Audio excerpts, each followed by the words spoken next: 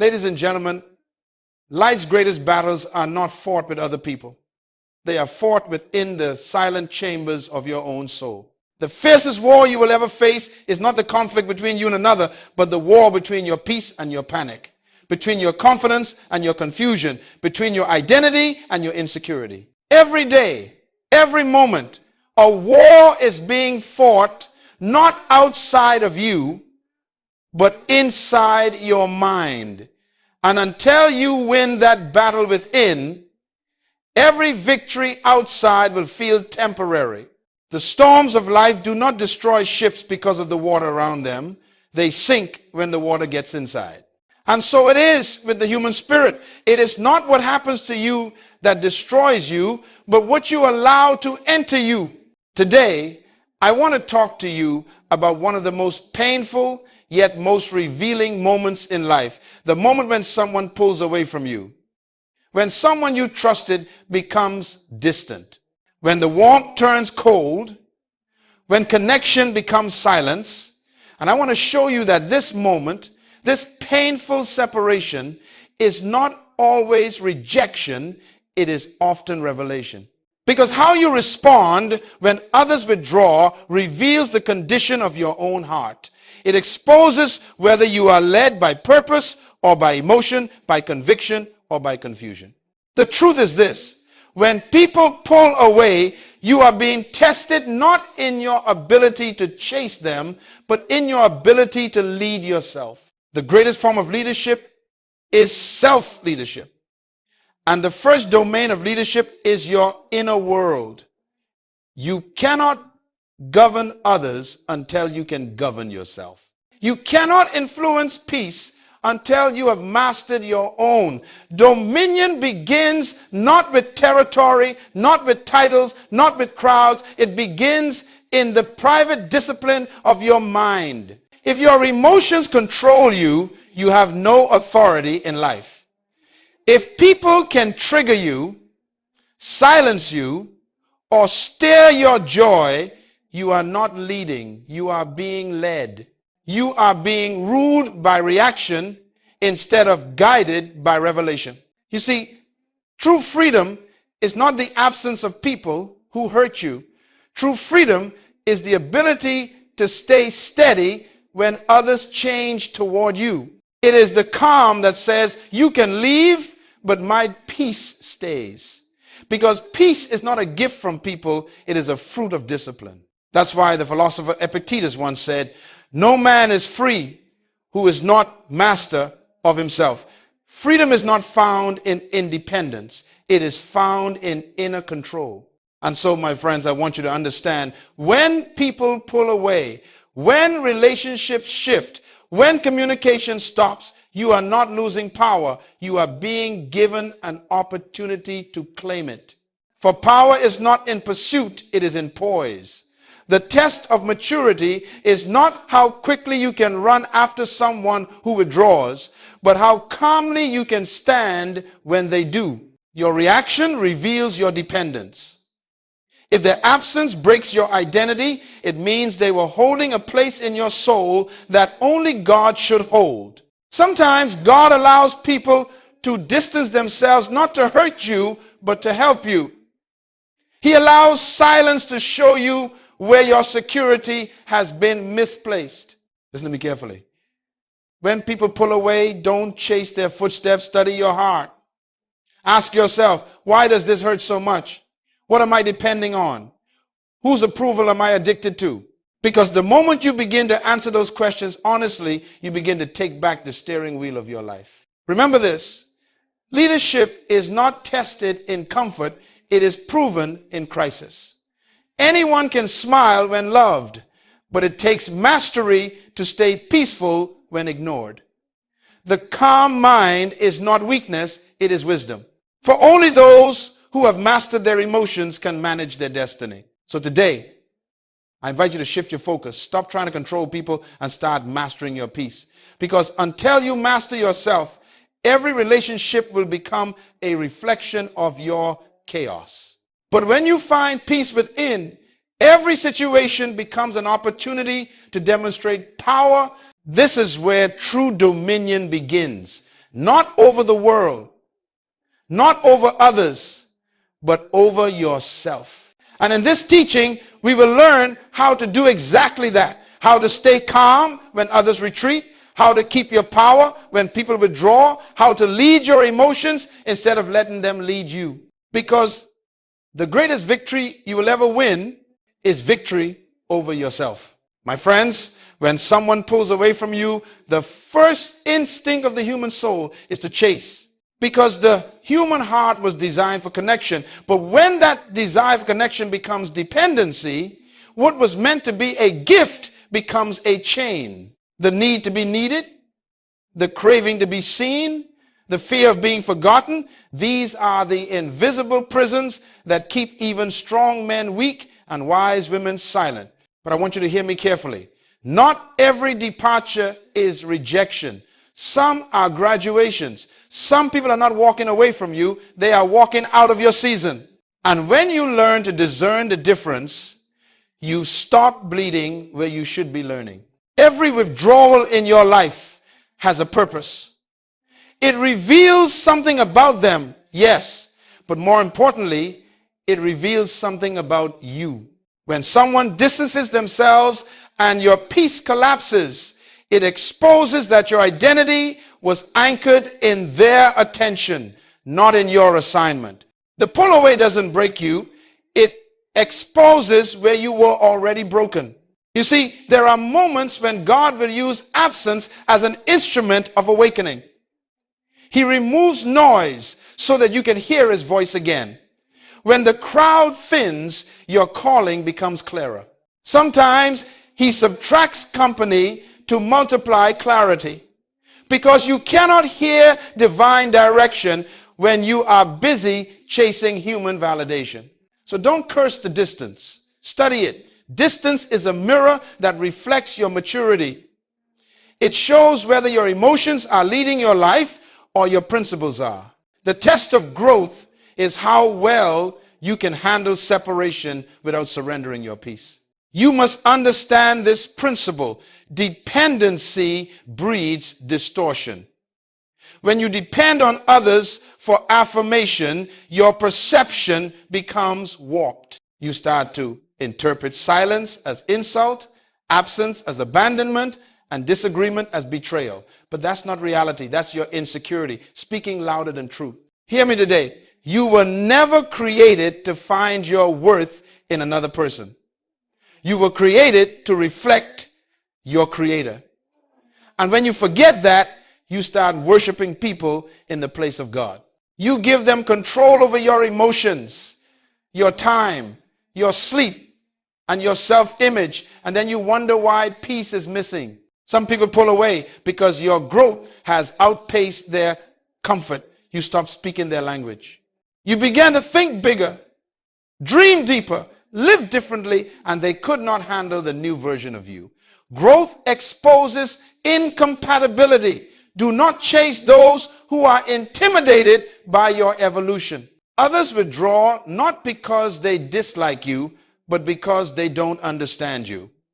Destiny often makes you misunderstood.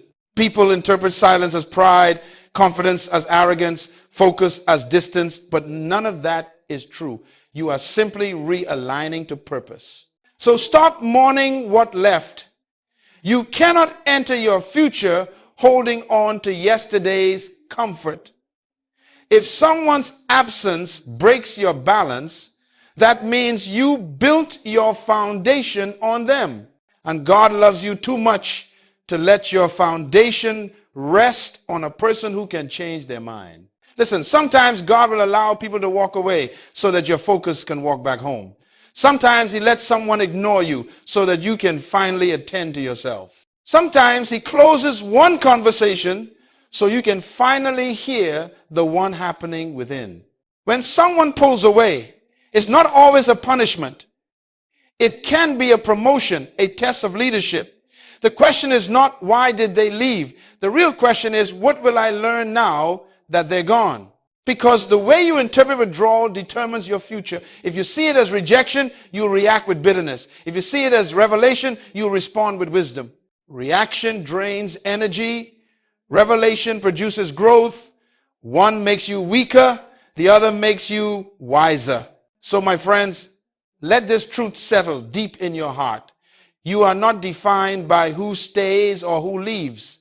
You are defined by what remains when everyone is gone. If your peace, your purpose, your discipline, and your faith remain, then you have lost nothing. Because the presence of peace is more valuable than the presence of people. So when they pull away, stay calm. Don't run. Don't beg. Don't panic. Let silence speak. Let distance do its work.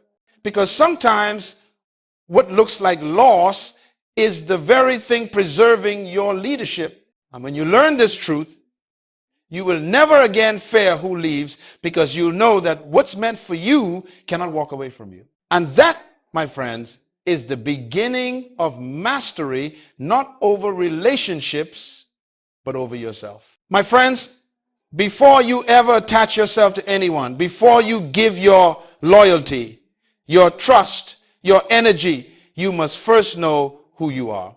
Because if you do not know your identity, every relationship will become an experiment in confusion. You will keep searching for yourself in the reflections of others who are just as lost as you are. Listen carefully. When you do not define who you are, people will define it for you. And the tragedy is they will always define you by their needs, not by your purpose. If you allow others to write your worth, you will live your life editing their opinions instead of fulfilling your mission. So when you attach before identity, you build connection on emptiness. You begin to demand from people what only clarity can provide. You want them to give you meaning. You want them to give you direction. You want them to give you peace. But they cannot give what they do not own. People can affirm you for a moment, but only truth can anchor you forever. You were never created to perform for acceptance.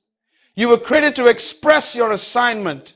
That is why your value does not decrease when people stop applauding. The applause never made you valuable. It only revealed who could recognize your value. Remember this principle. When purpose is not known, abuse is inevitable. Drifting hearts are always in danger of misuse. When you don't know your purpose, you'll tolerate anything that promises belonging. You'll call manipulation love. You'll call distraction destiny. You'll call attention affection. But none of it is real. It's counterfeit comfort. You cannot build meaningful connection from confusion. Two broken identities do not create wholeness. They create dependency. That's why many relationships fail. Not because love is absent, but because identity is missing. If you don't know your own name and destiny, you will lose it trying to answer to someone else's expectations. Hear this truth.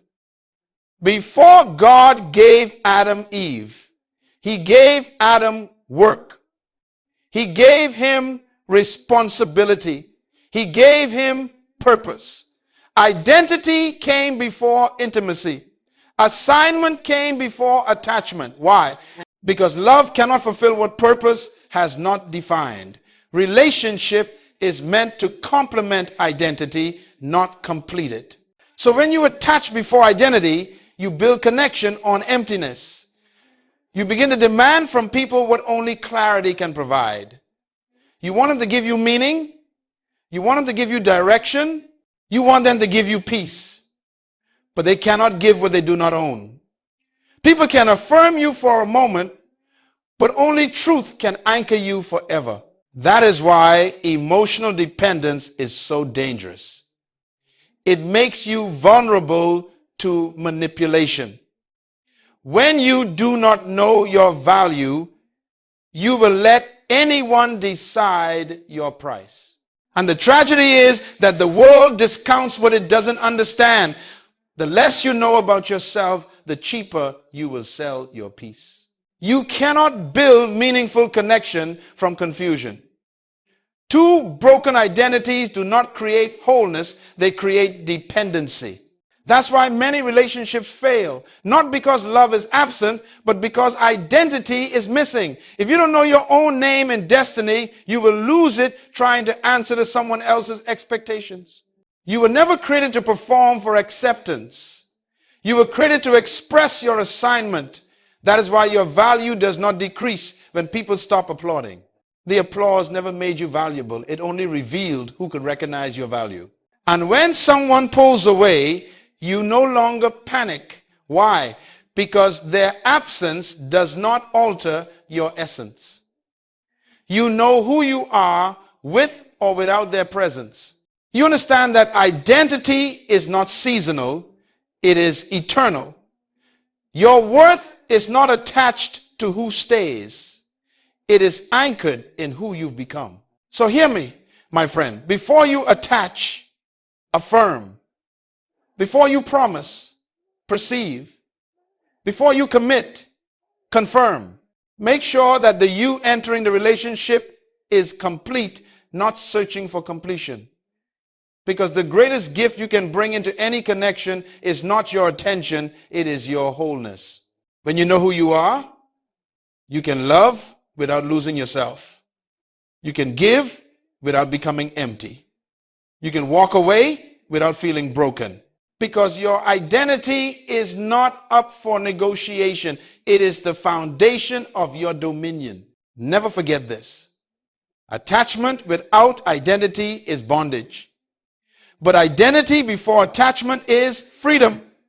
When you are grounded in who you are, rejection becomes redirection and loneliness becomes leadership. You are no longer seeking worth. You are walking in it. That is the power of self-knowledge. That is the beginning of emotional dominion. And that is where peace truly begins. Not in another's arms, but in your own awareness of purpose. When you know who you are, you can love without losing yourself. You can give without becoming empty. You can walk away without feeling broken. Because your identity is not up for negotiation. It is the foundation of your dominion. That is the power of self-knowledge. That is the beginning of emotional dominion. And that is where peace truly begins. Not in another's arms, but in your own awareness of purpose. Let me tell you something. Your reaction reveals your ruler. If anger rules you, anger will speak for you. If fear rules you, fear will make your decisions. But if wisdom rules you, peace will answer every storm. The mark of a leader is not seen in how loud they shout, but in how quietly they think before they act. When someone pulls away from you, your first reaction might be to chase, to defend, to explain, or to prove. That's the human impulse, the desire to control outcomes. But listen carefully. You cannot lead what you're trying to control. Leadership doesn't chase validation. It chooses direction. When you react, you become a slave to another person's behavior. But when you respond, you remain master of your own. The wisest man once said, "He who is slow to anger is better than the mighty, and he who rules his spirit is greater than he who conquers a city." You see, anyone can conquer a city, but not everyone can conquer themselves. Emotional control is greater than physical strength, because when you can control what happens in you, what happens around you can no longer destroy you. Let me explain it this way. Your emotions are like horses, powerful, passionate, full of potential, but without training, they'll throw you off course. You must learn to bridle them, to guide them, to make them serve your purpose instead of sabotage your peace. Emotions are wonderful servants, but terrible masters. Reaction is a servant to circumstances. Response is a servant to purpose. The person who reacts lives from the outside in, always waiting for life to decide how they feel. But the person who responds lives from the inside out, deciding how to feel before life even speaks. That is why the calm person is not weak. They are strategic. The stillness of a disciplined mind is not silence of emotion. It is the control of energy. The calm mind is power under authority. It is strength that refuses to waste itself in noise. Look at nature. The eagle doesn't waste energy chasing the crows that peck at it. It simply rises higher. The higher it flies, the thinner the air becomes, and the crows can't follow. That's the secret of self-control. You don't fight distractions at their level. You elevate your focus. When you learn to rise above reaction, you become unshakable. The opinions of others may swirl around you, but they can no longer dictate your peace. The noise of this world may scream for your attention, but you decide where to invest your energy. That is leadership. That is dominion. Hear this truth. Reaction is emotional slavery. Response is spiritual freedom. One says, they made me angry. The other says, I chose peace. And the moment you choose peace intentionally, you have already won the battle of the mind. So when someone withdraws, when a friend grows cold, when life surprises you with silence, don't react. Don't rush to fix what may not be broken. Don't let panic become your teacher. Pause, breathe, recenter. Ask yourself, what is this really teaching me? Because behind every trigger is a truth about yourself waiting to be discovered. You must learn the art of the pause. The pause is where wisdom lives. The pause is where clarity is born. It's the sacred space between feeling and action, the space where leaders are made. People who react destroy peace. People who respond restore it. So today, I want you to remember this principle.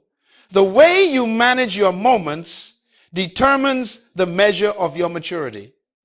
Don't let emotion make permanent decisions in temporary storms. Control your thoughts, and your thoughts will control your words. Control your words, and your words will control your world. When you react, you become part of the storm. When you respond, you command it. And that, my friends, is the posture of a true leader. The ability to stay calm in confusion, to stay poised in pressure, and to stay consistent when life becomes uncertain. The person who can master that can master anything. My friends, the highest form of leadership is not leading others. It is leading yourself through pain, through pressure, through disappointment, through silence. Because if you cannot lead yourself, you cannot lead anyone else. Leadership begins with emotional discipline. Emotional discipline is the ability to stay steady when everything around you shakes. It is the power to remain composed when you are criticized, to stay kind when you are misunderstood, and to keep your focus when you are ignored. That is not weakness, that is strength under control. You see, every emotional reaction is an opportunity to prove who rules your inner world. Leadership is not proven in public applause, but in private restraint. How you respond in hidden moments reveals your real maturity.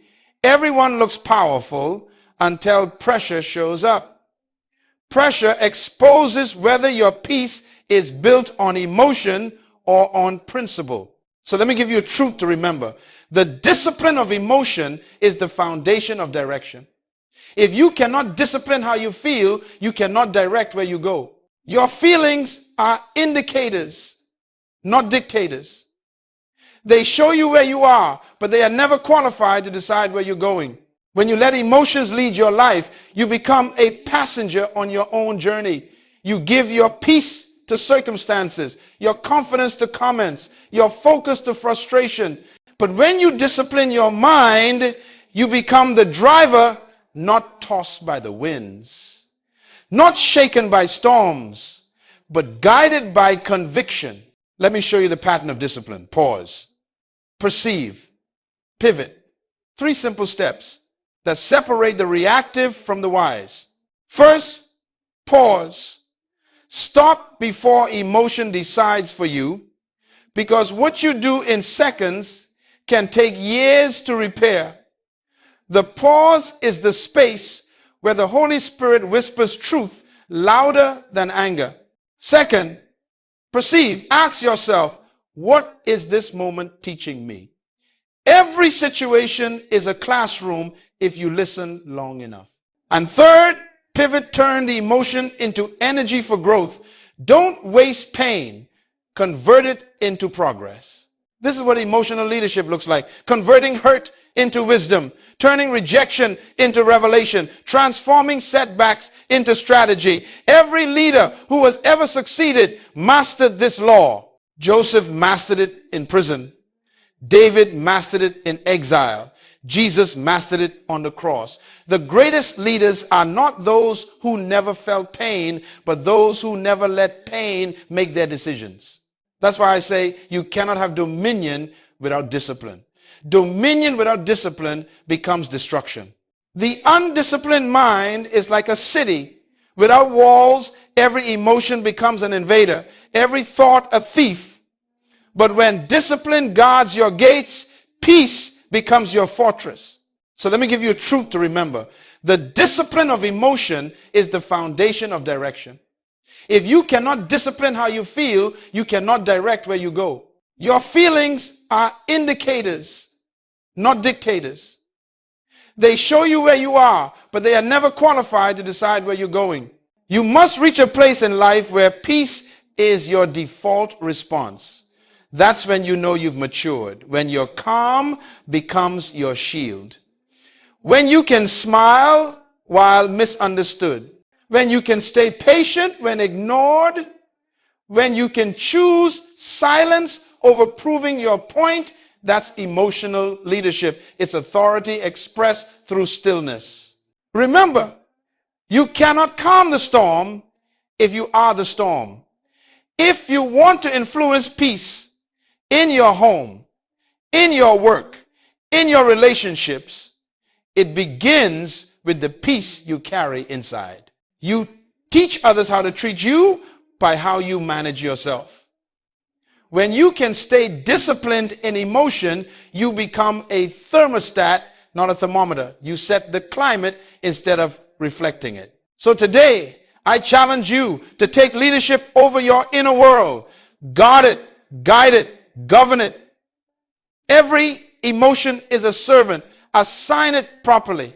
Let joy serve gratitude. Let sadness serve reflection. Let anger serve justice. But never let any of them sit on the throne. The moment you master that, you rise above the average. Because while others are reacting, you'll be reasoning. While others are panicking, you'll be planning. While others are quitting, you'll be growing.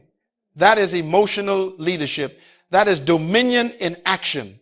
And when you learn to live this way, nothing outside of you will ever have the power to destroy what's inside of you again. You see, every emotional reaction is an opportunity to prove who rules your inner world. Leadership is not proven in public applause, but in private restraint. How you respond in hidden moments reveals your real maturity. Everyone looks powerful until pressure shows up. Pressure exposes whether your peace is built on emotion or on principle. Never forget this. Attachment without identity is bondage. But identity before attachment is freedom. When you are grounded in who you are, rejection becomes redirection and loneliness becomes leadership. You are no longer seeking worth. You are walking in it. That is why emotional dependence is so dangerous. It makes you vulnerable to manipulation. When you do not know your value, you will let anyone decide your price. And the tragedy is that the world discounts what it doesn't understand. The less you know about yourself, the cheaper you will sell your peace. Boundaries are not walls of fear, they are gates of wisdom. A wall keeps everyone out. A gate lets the right ones in. Boundaries are the doors through which only purpose is allowed to enter. That's why you must define your gates emotionally, mentally, physically, and spiritually. Let's start with emotional boundaries. You are not responsible for managing other people's moods. Stop absorbing their storms. You can care deeply and still refuse to carry what isn't yours. Love does not mean losing yourself to save someone who refuses to swim. Compassion without boundaries is self-destruction in disguise. Then there are time boundaries. Your time is your life measured in hours.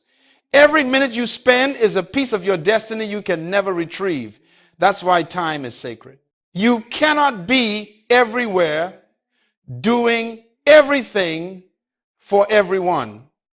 Even Jesus withdrew from the crowds to restore his strength. Time without boundaries produces burnout, and burnout produces bitterness. Learn to say no without guilt. Every no to distraction is a yes to destiny. And finally, there are value boundaries. Never negotiate your principles for the sake of peace. Compromise may buy you approval, but it will cost you integrity. True peace is not found in pleasing people.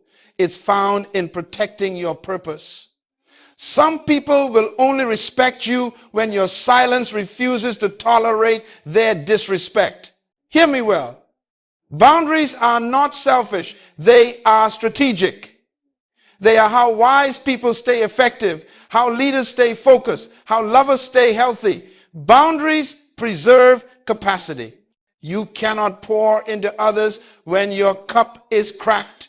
You cannot lift others when your own foundation is crumbling. Protect your vessel because your purpose flows through it.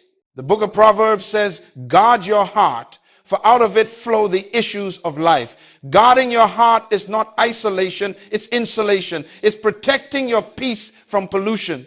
It's deciding what energy you allow into your environment, what words you allow into your spirit, what habits you allow into your days. Because everything you tolerate, you train. If you allow chaos to keep knocking, eventually it will move in. If you allow disrespect to repeat itself, eventually it becomes normal. But when you set boundaries, you reintroduce order into your life. You reclaim your identity, you restore your confidence, and you rediscover your direction. Boundaries are not about control, they are about stewardship. God entrusted you with a life, a mind, a body, and a destiny. Boundaries are how you manage those gifts. Every great leader knows that discipline without boundaries is wasted effort. So, my friends, draw your lines in wisdom. Define what you will give, what you will accept, what you will protect. And remember this, boundaries do not push people away. They attract the right ones. Because those who truly value you will never be offended by your standards. They will honor them. If you allow chaos to keep knocking, eventually it will move in. If you allow disrespect to repeat itself, eventually it becomes normal. But when you set boundaries, you reintroduce order into your life. You reclaim your identity, you restore your confidence, and you rediscover your direction. So learn to speak the language of self-respect, the language called no. Because every no built on principle becomes an invitation for peace to enter. Boundaries are not the end of love. They are the beginning of self-leadership. And self-leadership, my friends, is the true definition of dominion. My friends, let me tell you something that will set you free. Rejection is not the end of your story. It is the refining of your soul. What you call rejection, heaven often calls redirection. What you perceive as loss is sometimes the classroom of transformation. You see, life is not only measured by what you receive, but by what you can release. There are moments when God allows doors to close, not to punish you, but to position you. Because the truth is, if every person stayed, if every plan succeeded, and if every path remained open, you would never grow beyond your comfort. Rejection, my friends, is often the fire that purifies your motives. It burns away the false attachments, the hidden insecurities, the silent dependencies you didn't even know you had. It's the storm that strips the tree so that only what's rooted remains.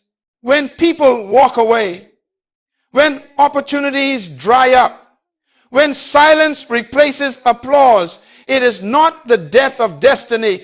It is the revealing of strength. Hear this carefully. You cannot be refined without fire. Gold is not made pure by comfort. It's made pure by heat. Diamonds are not formed in light. They are forged under pressure. And your character is not proven by approval. It's proven in rejection. The very pain you try to avoid is often the tool God uses to shape you. So instead of asking, why did they leave? Ask, what is this teaching me? Instead of saying, why me? Say, what is this making me? Because pain becomes productive when you interpret it through purpose. Every disappointment carries a deposit, a hidden treasure of wisdom, maturity, and resilience waiting to be discovered. Let me give you a principle that will change your outlook forever. You grow more in subtraction than in addition. When God removes something or someone, it's because he's about to refine your focus. When he subtracts comfort, he multiplies clarity. When he prunes your branches, he's preparing you to bear more fruit.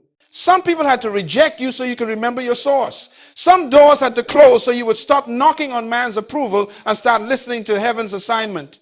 Some relationships had to fade so you would rediscover your individual identity, who you are, apart from applause. I want you to see rejection for what it truly is. Not a verdict, but a vehicle. It is a bridge from who you were to who you are becoming. It teaches you that peace does not depend on people and purpose does not end with pain. Let's be honest, rejection hurts. It cuts deep because it questions worth. But pain, when handled wisely, purifies perception. It strips away illusion and reveals truth. You start to realize that your value was never tied to their validation, your potential was never limited by their presence, and your destiny was never canceled by their departure. Sometimes God allows rejection to wean you off approval. He will remove the voice you depended on until you can finally hear his. Because when you stop needing constant affirmation, you start living from conviction. That is maturity, when your peace no longer depends on who claps for you. Let me show you a divine pattern. Pain leads to reflection. You pause, you ask, you grow. Reflection leads to revelation. You see yourself differently. You see purpose more clearly. Revelation leads to redirection. You adjust your steps, guided by wisdom instead of wounds. Pain leads to reflection. You pause, you ask, you grow. So don't mourn forever what walked away. Sometimes what left was never meant to stay. It was meant to teach. Every departure that hurts is an invitation to heal deeper. Every no that crushed you was preparing you for a yes that fits you. When you understand that, you begin to thank God for closed doors. You realize that rejection didn't ruin you. It refined you. It exposed who was temporary and revealed who was true. It burned away dependency and birthed discernment. It replaced confusion with clarity and weakness with wisdom. And the truth, my friends, is this. What God removes, he replaces with something stronger, sometimes not in people, but in perspective. Because once your mind is renewed, your entire life will rise to match it. Revelation leads to redirection. You adjust your steps, guided by wisdom instead of wounds. So stop calling it rejection. Call it refinement. Call it training. Call it growth. Because that's what it truly is. The divine process of preparing you for what's next. Every loss can either make you bitter or better. The choice is yours. Bitterness looks back and says, why me? Growth looks forward and says, now I see. The one who learns from rejection becomes unstoppable because they are no longer controlled by who leaves or who stays. Your mind is like a garden. We've said that before. But even the best seed cannot thrive if the soil is polluted. The same is true of your life. No matter how strong your purpose, no matter how clear your vision, if your environment is toxic, your spirit will suffocate. Let me tell you this truth. Your surroundings are silently programming your future. Every sound you listen to, every conversation you entertain, every habit you tolerate, they are all sculpting who you are becoming.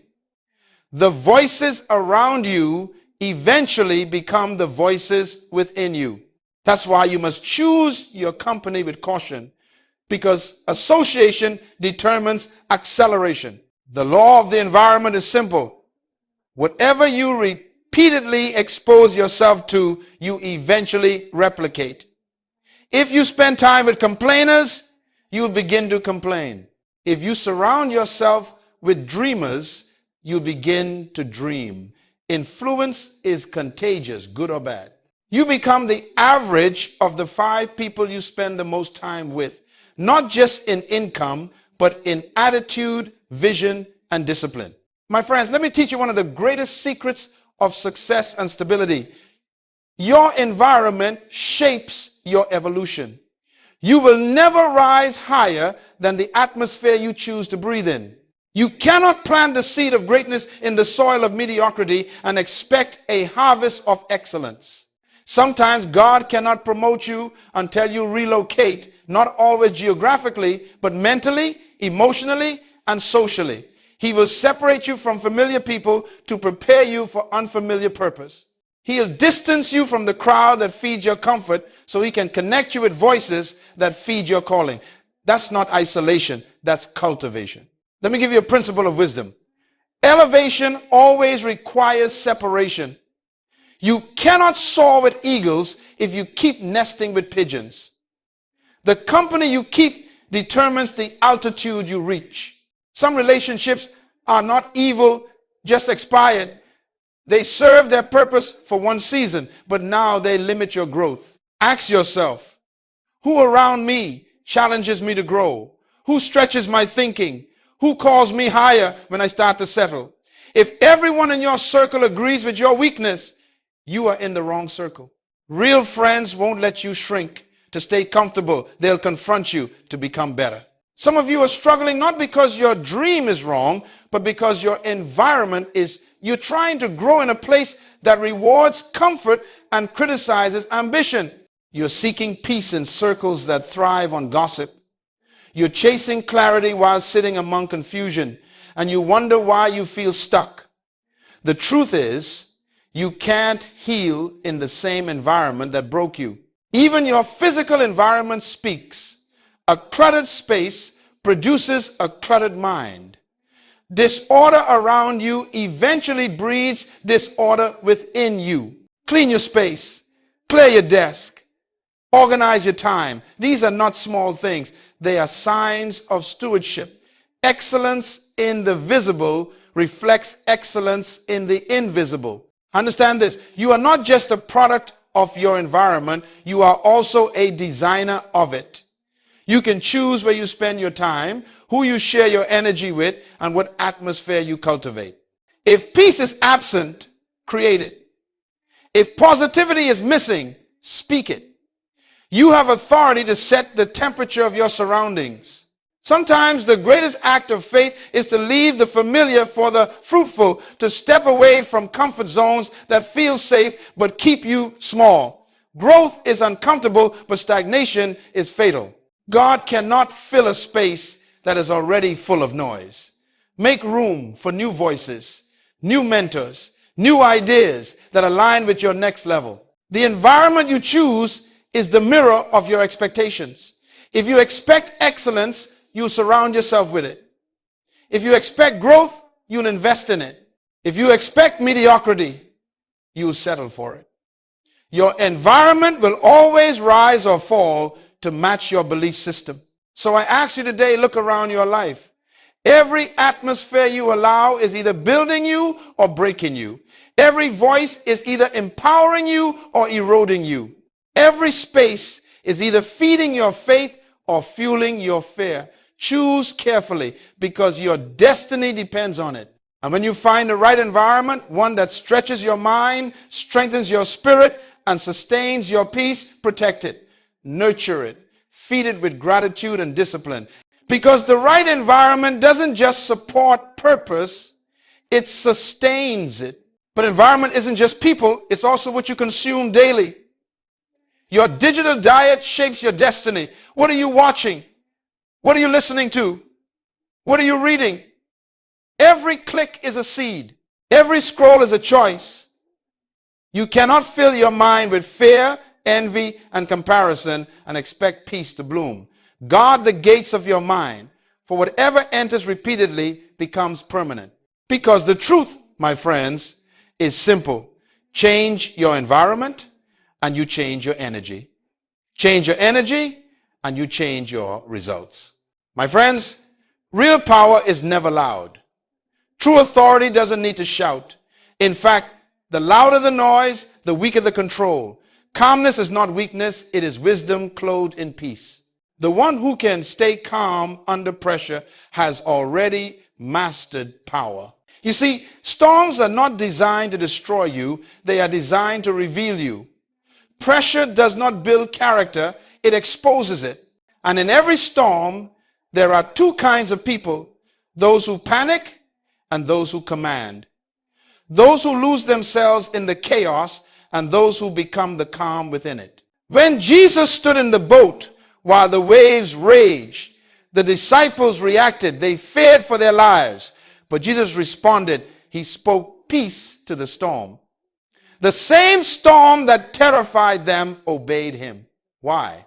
Because you cannot command what you resemble. He was calm, and so the storm recognized his nature.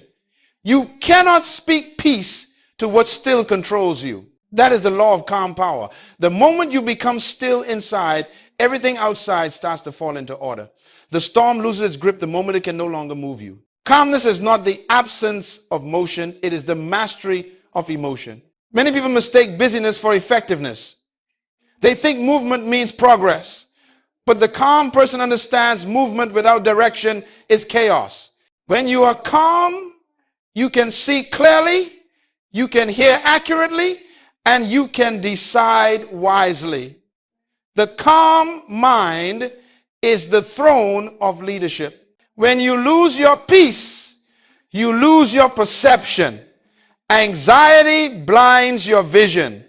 Fear blocks revelation. But calmness clears the fog so that wisdom can speak. When your mind is quiet, truth becomes loud. When your heart is still, direction becomes clear. So hear me. Never let someone else's storm pull you out of your peace. The moment you allow their chaos to dictate your calm, you surrender control. There will always be people who live in crisis, who thrive on drama, who cannot survive without noise. But you are not called to join their storm. You are called to bring stillness to it. The calm person carries silent confidence, the kind that doesn't argue, doesn't compete, doesn't rush to prove anything. Calmness doesn't chase validation because it already possesses assurance. When you are calm, you are clear. And clarity is the foundation of authority. Let me give you a principle that every leader must master. You can't solve a problem at the level of emotion that created it. If you stay angry, you'll make angry decisions. If you stay afraid, you'll make small ones. Calmness elevates you above the problem so you can see the solution.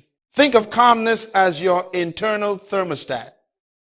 The world around you may heat up with stress and pressure, but you decide the temperature of your response. Power is not in control of others, it is in control of yourself. When you can command your own peace, you already lead everything around you. So practice calm as a daily discipline. Each morning, before the world reaches for your attention, reach for your center. Start your day not with panic, but with perspective. Choose gratitude over grievance, prayer over pressure, and clarity over confusion, because the day cannot control a person who has already chosen peace. This is why the calm mind always wins. While others are drowning in reaction, the calm person is walking on revelation. While others waste time proving, the calm person is progressing. While others are overwhelmed by the storm, the calm person is steering the ship. Hear this truth and never forget it. Stillness is strength and peace is power. The world respects the voice that remains steady when others shake. Calmness is not passive. It is the highest expression of authority. It is the posture of someone who knows who they are, where they are going, and who sent them. When you master the law of calm power, you begin to live above manipulation. People can no longer provoke you. Problems can no longer paralyze you. Pressure can no longer possess you. You walk into rooms not to dominate, but to demonstrate peace, and peace itself becomes your influence. So remember this, my friends. Storms are temporary, but character is eternal. The goal is not to avoid storms, it's to learn to sleep through them. Because peace is not found in the absence of trouble. It's found in the presence of mastery. And the calm mind is the crown of a king. My friends, by now you understand that life is not about controlling what happens to you. It's about mastering how you interpret it. Because the difference between reaction and revelation is the difference between staying wounded and walking in wisdom. When people pull away, when situations shift, when silence replaces conversation, you are standing at a divine intersection, the road of reaction or the road of revelation. Reaction keeps you stuck in the emotion of the moment. Revelation moves you forward in the purpose of the process. Reaction says, they hurt me. Revelation says, they help me grow. Reaction says, this is unfair. Revelation says, this is necessary. Reaction, see pain. Revelation, see preparation. Hear me carefully. Every challenge that enters your life is carrying a message from your future. Pain is not always punishment. It is often prophecy. It reveals what still needs to be refined, what still must be surrendered, what still has to be strengthened. If you can pause long enough to listen, even disappointment will start to teach you. The mature mind doesn't waste energy reacting to everything. It asks, Lord, what are you showing me through this? Because when you start looking for revelation instead of retaliation, you shift from survival to sovereignty. You become the student of destiny, not the slave of emotion. Do you remember what I told you earlier? Leadership begins in the inner world. This is where that truth takes root. Reaction makes you emotional. Revelation makes you intentional. Reaction consumes your energy. Revelation channels it. Reaction looks outward. Revelation looks inward and upward. The moment you stop reacting, you reclaim direction. Because as long as you're reacting, someone else is writing your story. But when revelation comes, you take the pen back. You start leading your life again, guided not by noise, but by wisdom. You must understand this. Everything you experience, whether joy or pain, success or loss, is raw material in the workshop of your purpose. Nothing is wasted when seen through revelation. Even betrayal becomes a blessing when it teaches discernment. Even silence becomes sacred when it gives you space to hear God's whisper. So the next time life disappoints you, ask yourself 3 questions. What is this revealing about me? What is this refining in me? What is this redirecting me toward? Those 3 questions will turn every reaction into revelation, every wound into wisdom, every delay into development. Remember, my friends, you cannot control people, but you can always control perspective.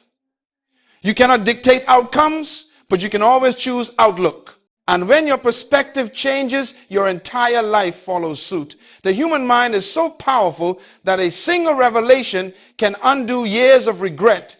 Some of you have spent too long reacting to the past. It's time to rise and redeem it. Stop rehearsing what hurt you and start extracting what it taught you. Because reaction changed you to yesterday, but revelation opens the door to tomorrow. Do not waste your pain. Use it. Do not curse your confusion. Question it. Do not fear your solitude. Fill it with wisdom. The quiet seasons of your life are not empty. They are pregnant with revelation. God often hides his greatest lessons in which you least expected to learn from. You must understand that revelation always transforms identity. Once you see differently, you live differently.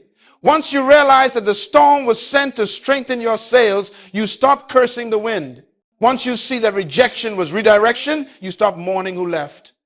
Once you realize that pain refined you, you stop resenting it. That's how mature minds live, not as victims of emotion, but as stewards of revelation.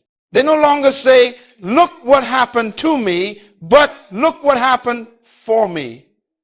They no longer chase closure from people. They find clarity from purpose. So today, I say to you, stop reacting and start revealing. Let your experiences become your education. Let your disappointments become your discernment. Let your silence become your sanctuary. And above all, never forget this principle. Your reaction may change your mood, but your revelation will change your life. When you live by revelation, peace becomes your posture, purpose becomes your compass, and focus becomes your fuel. You begin to rise above circumstances, walking not by feeling, but by understanding. You no longer just survive life, you interpret it, master it, and transform through it. So, practice calm as a daily discipline. Each morning, before the world reaches for your attention, reach for your center. Start your day not with panic, but with perspective. Choose gratitude over grievance, prayer over pressure, and clarity over confusion, because the day cannot control a person who has already chosen peace. And when you live this way, every pull away becomes a push forward, every ending becomes a beginning, and every storm becomes your classroom. Because the greatest power in life is not to control events, but to perceive purpose in them. So as we close this message, remember this forever. When you stop reacting, you start reigning. When you stop chasing, you start choosing. When you stop fearing, you start seeing. And in that moment, that sacred, peaceful moment, you finally master the one kingdom that rules them all, the kingdom within.